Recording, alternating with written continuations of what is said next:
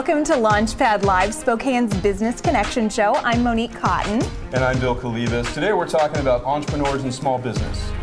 And as is in many cases, so many times the success of a small business and a budding company can come down to money. Well, we're talking about some local funding resources for startup businesses and some startup success stories. Yeah, we'll talk about that and much more on Launchpad Live, which starts right now.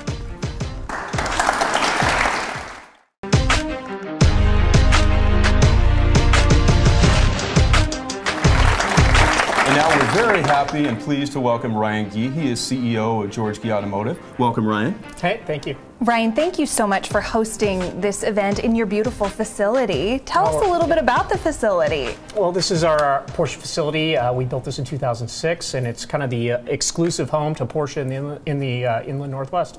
Beautiful, absolutely beautiful. So tell us a little more about your role at George Gee. Yeah, so I'm our CEO. I've been here now full-time for 14 years and some change, doing a variety of different jobs. Practically out of the womb, right? Yeah, exactly. Well, and I feel that way. You know, that's full time. You're only just past 20, right? It just passed. Right. Just We're passed. allowed to say stuff like that?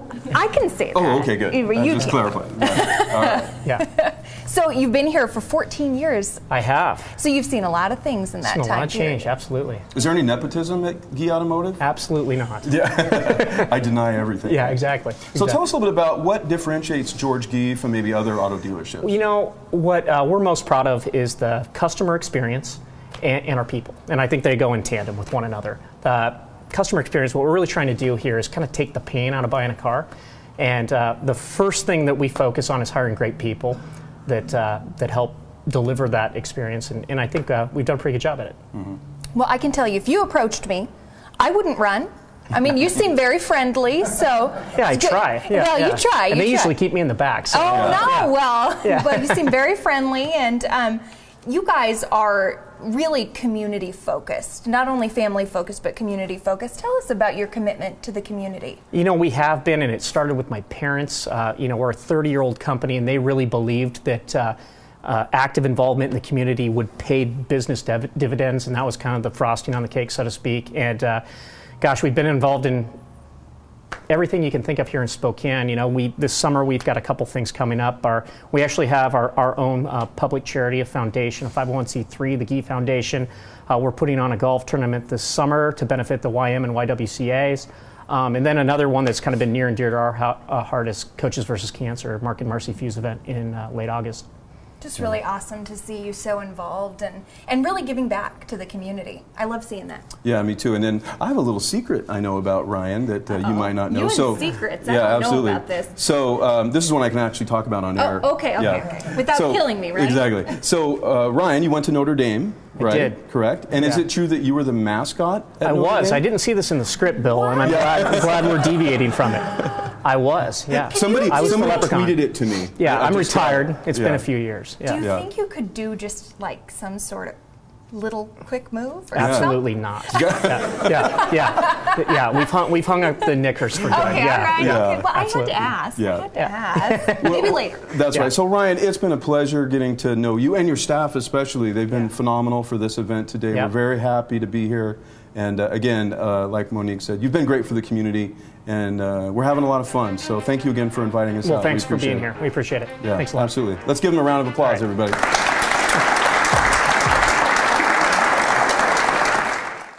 So to learn more about George Gee Auto, you can go see Gee at goseegee.com.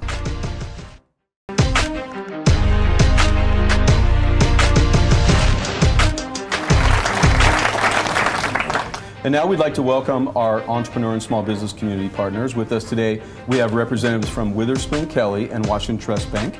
Gentlemen, thank you so much for joining us. Please introduce yourselves. Tell us a bit about what you do within the companies. Certainly. My name is Doug Wolford. I manage the newly created SBA loan department at Washington Trust Bank. I've had the privilege of doing SBA loans in the Pacific Northwest for the last 20 years, and it's an honor and a privilege to be able to start my own shop there at Washington Trust and serve the community. Excellent. I'm Jason Whiteley. I'm a principal at Witherspoon Kelly.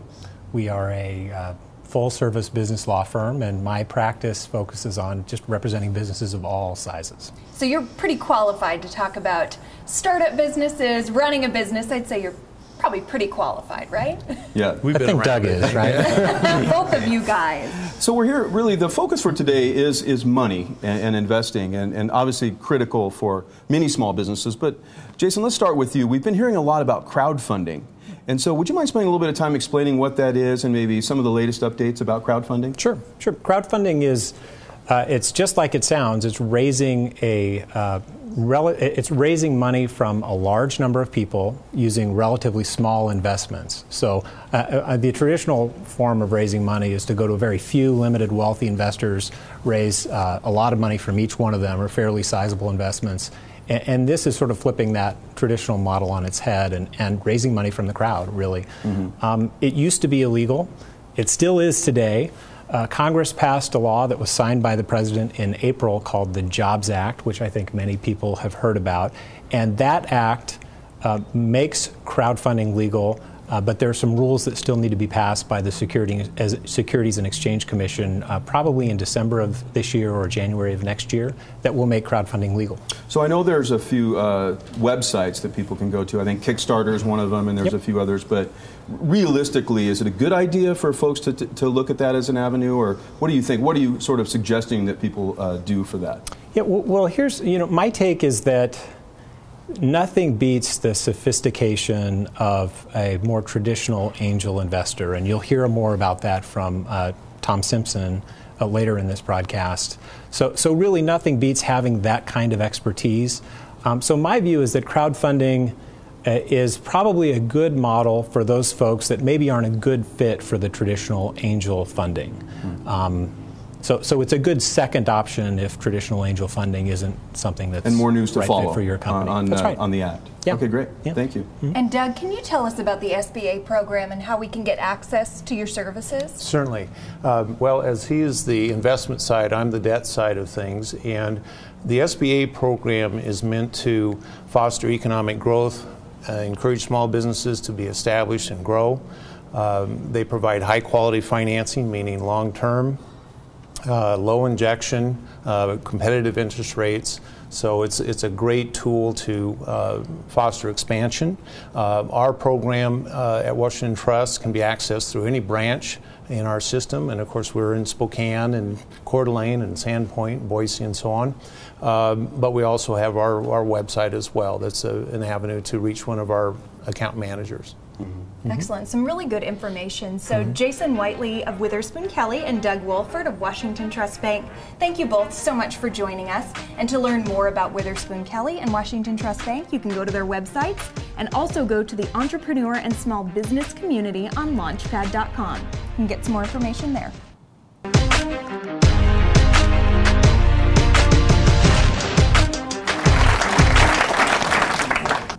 And now we're very pleased to welcome Tom Simpson. He's the co-founder of Greencupboards and president of the Spokane Angel Alliance. Tom, thank you so much for being here. Tell us about Greencupboards and also about the Angel Alliance and your involvement in both organizations. Well, Greencupboards is an online retailer of environmentally friendly products for homes and businesses that I founded with one of my students at Gonzaga. And it's kind of a student, young person run company, been around for about 4 years.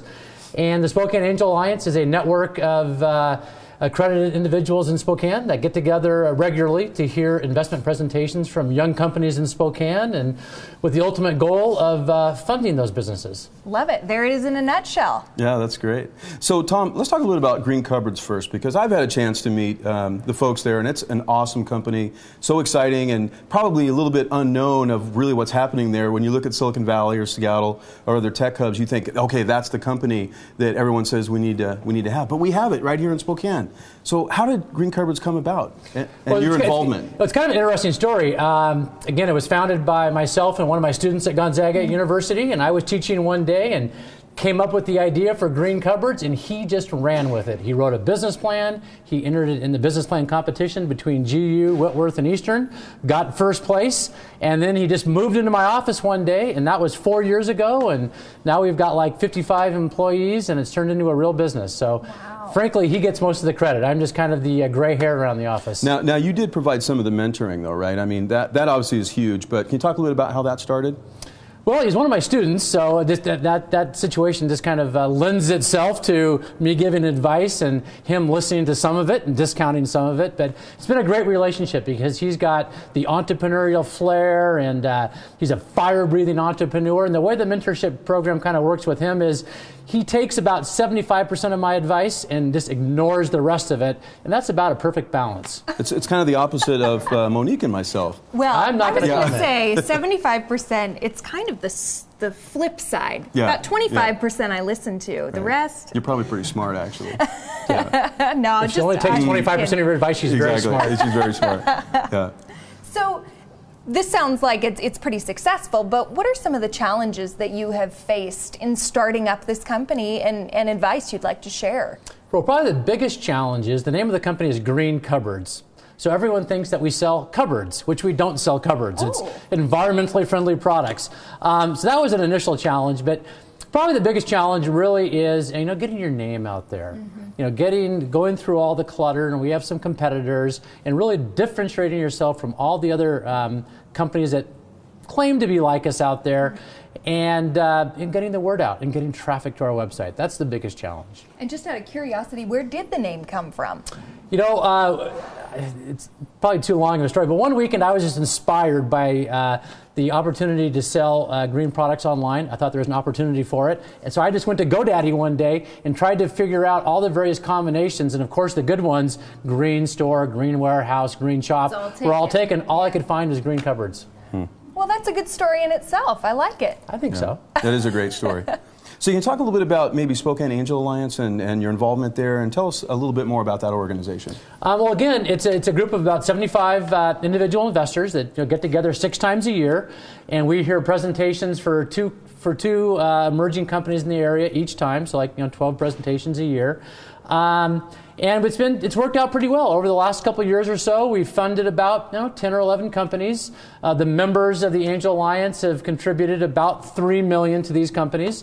They've gone on and raised about another $15 million from other investors, venture funds, and other strategic investors. And these companies now employ about 300 people. So it's worked out really well. My interest is not only to generate a rate of return, which is important, but also to stimulate economic development here in Spokane. And so far, I think we've kind of achieved both of those metrics. So what advice would you give to someone that would be considering angel investing? Looking for angel financing. And you have 1 minute. Go. 1 minute. Yeah. I will take the angel financing part of it out of the equation. The most important thing is pursue your dreams, pursue your passion, and if it works its way into a company, fabulous. But just make sure that there's a market for the product, that you have a business model that works, and that you build a team that is aligned with your interests, and there's a culture to the company that is going to be beneficial to success. And then a component of that is financing, but you need to have everything else first. I can see why you were a teacher. I'm feeling inspired already. I don't know about you, Phil. No, I am. It's contagious from the two of you. Yeah, but Oh, good. I mean, I got to say, every time I talk to Tom or I'm around Tom, he has that fiery passion. does, yeah. And he's very bullish on Spokane, and I love that because there are some great stories here, and we're doing a lot more to tell those stories. But how do you feel about what's happening here in the region, Tom?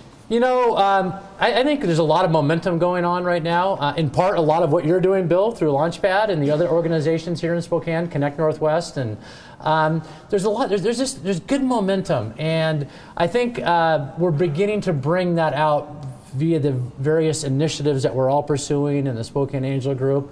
And I want to see that harnessed and have everybody be positive and say, you know what, we can do this in Spokane. We can fund companies like Gravity Jack and Demand Energy Networks and all the other great businesses here in town, Flyback and others. We can do it. Yeah, absolutely.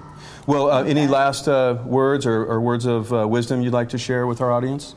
Follow your dreams. Thank you, Tom Simpson, for joining us today. It was an absolute pleasure getting to know you and learning more about the organizations that you represent, and also for sharing some great advice really about access to funding. That's helpful for all of us to know about. For more information on Greencupboards or Spokane Angel Alliance, you can go to greencupboards.com or connectnw.org. Thanks so much. Yeah, and now we're going to have a few questions from the audience, Tom, so if you mind sticking around, we're going to do a little Q&A and put you on the hot seat. All right. Launchpad Live will be right back.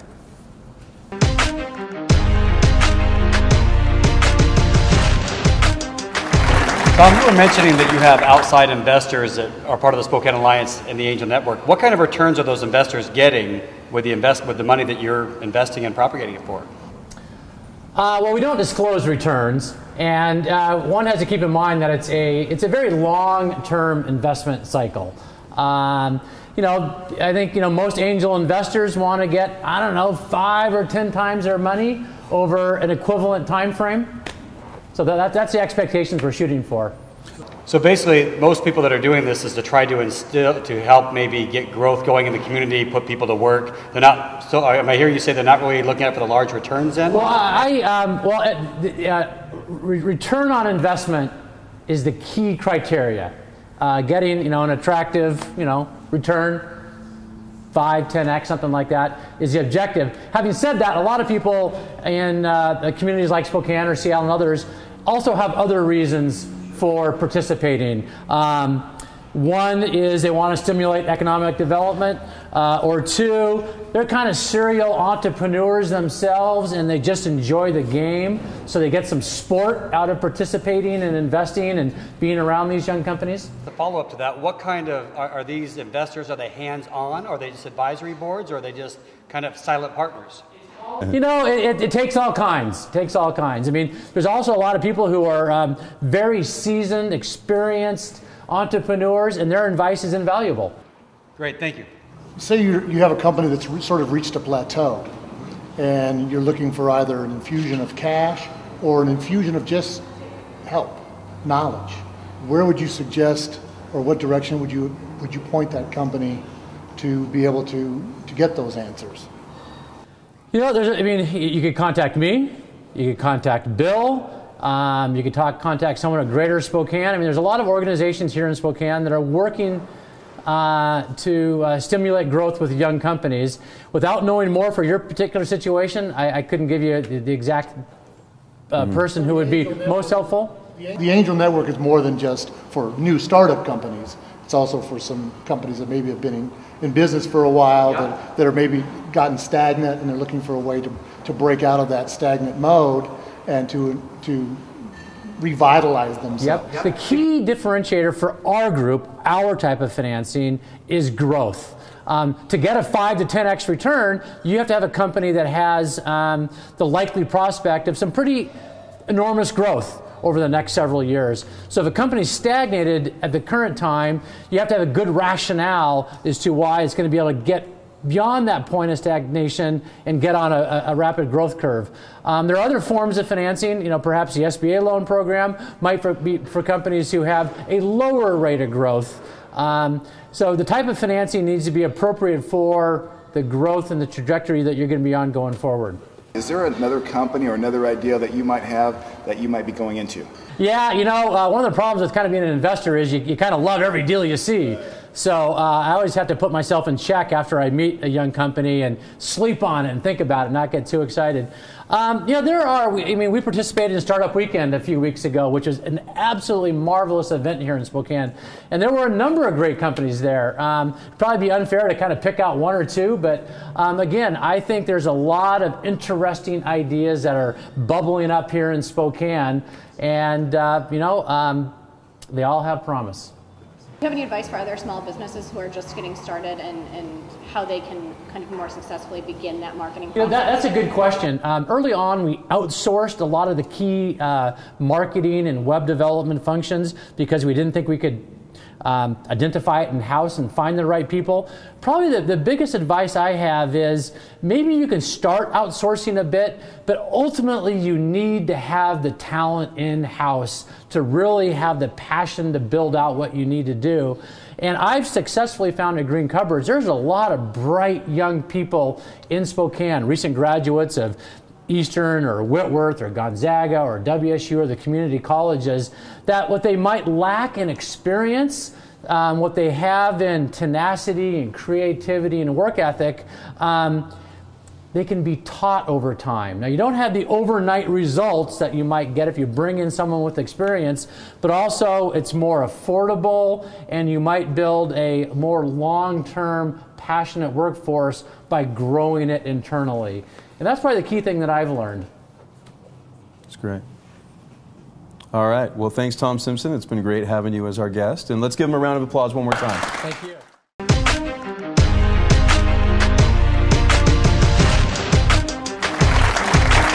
Well, thank you again for joining us today. Building local relationships is vital to your personal and professional success. There are several ways to build local relationships, and Launchpad is a resource that can help you find the best resource for you. You can join launchpadinw.com, or you can like us on our Facebook page, follow us on Twitter, LinkedIn, Google+, or just sign up for our weekly newsletter to receive information about local events and programs. Lots of ways to contact us. Thank you again for joining us on Launchpad Live. As always, it's our goal to help connect you with the best resources in our business community and inspire you to achieve your personal definition of business success. Thanks for joining us.